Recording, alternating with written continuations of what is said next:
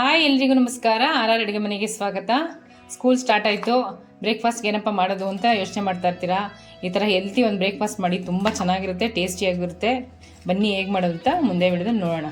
ಈ ವಿಡಿಯೋ ಇಷ್ಟ ಆದರೆ ನಿಮ್ಮ ಫ್ಯಾಮಿಲಿ ಫ್ರೆಂಡ್ಸ್ಗೆ ಶೇರ್ ಮಾಡಿ, ನಮ್ಮ ಚಾನಲ್ನ ಸಬ್ಸ್ಕ್ರೈಬ್ ಮಾಡೋದು ಮರಿಬೇಡಿ.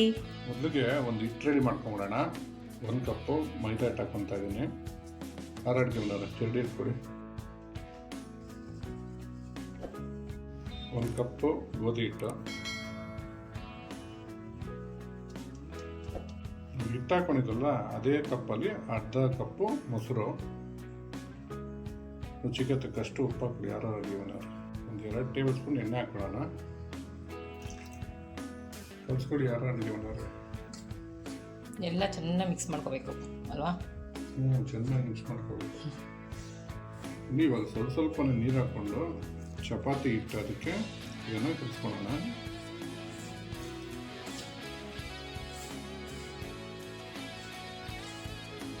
ನೋಡಿ ಅದಕ್ಕೆ ಕಲಿಸ್ಕೋಬೇಕು. ಚೂರು ಎಣ್ಣೆ ಸವರ್ಬಿಟ್ಟು ಇದನ್ನು ಸೈಡ್ ಇಟ್ಕೊಳ್ಳೋಣ. ಇವಾಗ ಹಿಟ್ಟು ನೆನೆ ಅಷ್ಟರಲ್ಲಿ ಒಂದು ಸ್ಟಫಿಂಗ್ ರೆಡಿ ಮಾಡ್ಕೊಳ್ಳೋಣ. ಕಟ್ ಮಾಡಿರೋ ಈರುಳ್ಳಿ ಹಾಕ್ಕೊತಾ ಇದ್ದೀನಿ. ಇದು ಸಣ್ಣ ಕಟ್ ಮಾಡ್ಕೋಬೇಕು, ತುಂಬ ಎಷ್ಟಾಗುತ್ತೋ ಅಷ್ಟು ಸಣ್ಣ ಕಟ್ ಮಾಡ್ಕೋಬೇಕು.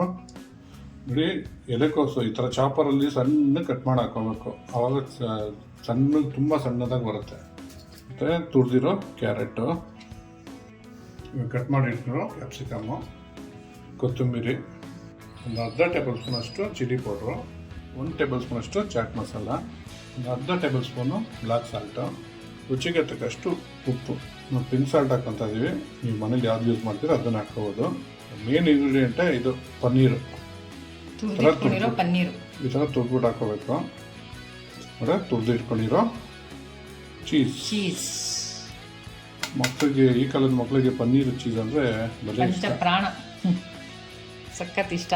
ಆರ್ ಅಡುಗೆ ಮನೆಯವ್ರೆ ಮಿಕ್ಸ್ ಮಾಡ್ತೀವಿ ಚೆನ್ನಾಗಿ. ಎಲ್ಲ ನೀಟಾಗಿ ಹೊಂದ್ಕೊಳ್ಳೋಂಗೆ ಮಿಕ್ಸ್ ಮಾಡ್ಕೋಬೇಕು. ಚೆನ್ನಾಗಿ ಹೊಂದ್ಕೊಳ್ಳೋಂಗೆ ಮಾಡ್ಕೊಳ್ರಿ. ಆರ್ ಅಡುಗೆ ಮನೆಯವ್ರೆ ಚೆನ್ನಾಗಿ ಮಿಕ್ಸ್ ಮಾಡ್ಕೊಂಡಿದ್ದೀರಾ? ಆಯಿತು, ಮಿಕ್ಸ್ ಮಾಡ್ಕೊಂಡು ಬನ್ನಿ ಮುಂದೆ ಏನು ಮಾಡೋದು ಅಂತ ನೋಡೋಣ. ನೋಡಿ ಅಷ್ಟರಲ್ಲಿ ನಮ್ಮ ಸ್ಟಫಿಂಗ್ ರೆಡಿ ಮಾಡೋಷ್ಟರಲ್ಲಿ ನಮ್ಮ ಹಿಟ್ಟು ಚೆನ್ನಾಗಿ ನೆಂದಿದೆ. ಇವಾಗ ಇದು ಒಂದೊಂದೇ ಉಂಡೆ ಮಾಡಿಕೊಂಡು ರೆಡಿ ಮಾಡ್ಕೊಳ್ಳೋಣ.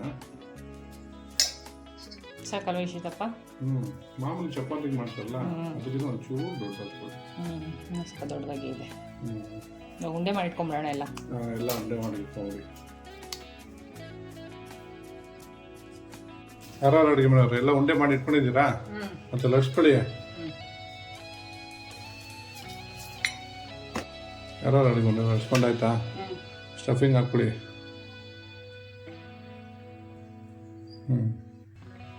ಸಣ್ಣ ಎಷ್ಟು ಸಣ್ಣ ಆಗುತ್ತೋ ಸಣ್ಣದ ಸೀರೆ ನೆಳಗೆ ಹಿಡಿತಲ್ಲ ಆ ಥರ ಹಿಡಿಬೇಕು. ನೋಡಿ ಹಿಂಗೇನೆ ಅಲ್ವಾ?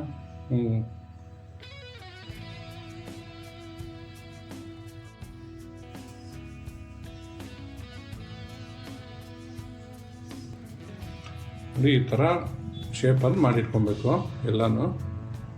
ಬನ್ನಿ ಇವಾಗ ಬೇಯಿಸ್ಕೊಳ್ಳೋದು ಹೆಂಗೆ ಅಂತ ನೋಡೋಣ. ಆರ್ ಅಡುಗೆ ಮನೆಯವ್ರೆ ಬೇಯಿಸ್ಕೊಳ್ಳಿ.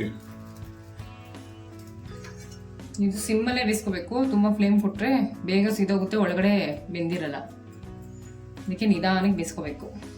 ಸ್ವಲ್ಪ ಸ್ಲೋ ಬೇಯಿಸ್ಕೊಳ್ಳಿ ಅಂತ ಹೇಳ್ತಾ ಇದ್ದೀರ. ಆರ್ ಅಡುಗೆ ಮನೆಯವ್ರೆ ತಿರ್ಸ್ಕೊಂಡು ಬೇಯಿಸ್ಕೊಳ್ಳಿ. ನೋಡಿ ಇವಾಗ ಫ್ಲೇಮ್ ಕೊಟ್ಕೊಂಡು ಈ ಥರ ಬೇಯಿಸ್ಕೋಬೇಕು. ಸ್ವಲ್ಪ ಫ್ಲೇಮು ಕುಡಿ, ಸ್ವಲ್ಪ ಫ್ಲೇಮ್ ಕುಡಿ.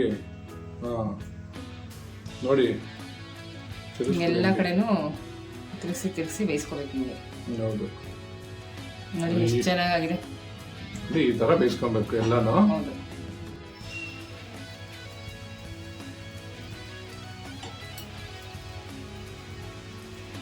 ಈ ಕಡೆ ತಿರ್ಸ್ಕೊಳ್ಳಿ. ಯಾರು ಅಡುಗೆ ಮನೆಯವ್ರೆ ಇದು ಸೈಡ್ಸ್ ಬೇಯಬೇಕಲ್ಲ, ಬೇಯುತ್ತೆ. ಈ ಕಡೆ ತಿರ್ಸ್ಕೊಳ್ಳಿ ಹಿಂಗೆ.